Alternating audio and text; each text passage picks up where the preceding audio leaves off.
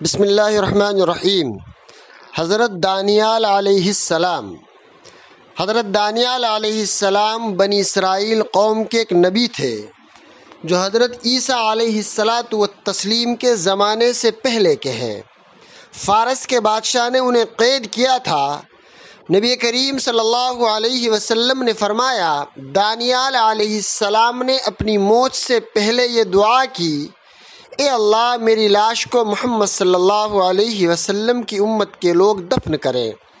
اللہ تبارک و تعالیٰ نے ان کی دعا کو قبول کیا، چنانچہ بنی اسرائیل قوم نے ان کی لاش کو ایک تخت پر لٹکا رکھا تھا اور ان کے مال کو بھی محفوظ کر رکھا تھا۔ جب بارش نہیں ہوتی اور قحط سالی ہوتی یعنی قحط پڑتا تو لوگ ان کی لاش باہر نکال کر کھلے آسمان کے نیچے رکھتے تھے۔ ان کی برکت سے اللہ تبارک و تعالیٰ بارش برساتا تھا۔ جب صحابہ کرام رضی اللہ تعالیٰ علیہم اجمعین کی جماعت شہر تستر پہنچی تو وہاں ایک قوم کے ایک شخص نے حضرت دانیال علیہ السلام کی لاش تک صحابہ کی رہبری فرمائی۔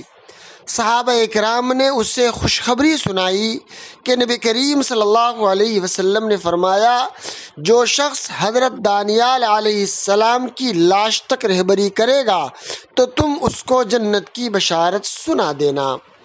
پھر صحابہ کرام رضی اللہ تعالی علیہم اجمعین نے حضرت دانیال علیہ السلام کو رات میں دفن کیا اور ان کی قبر کے نشان کو بھی مٹا دیا تاکہ دوبارہ وہاں کے لوگ ان کو نکال نہ سکیں۔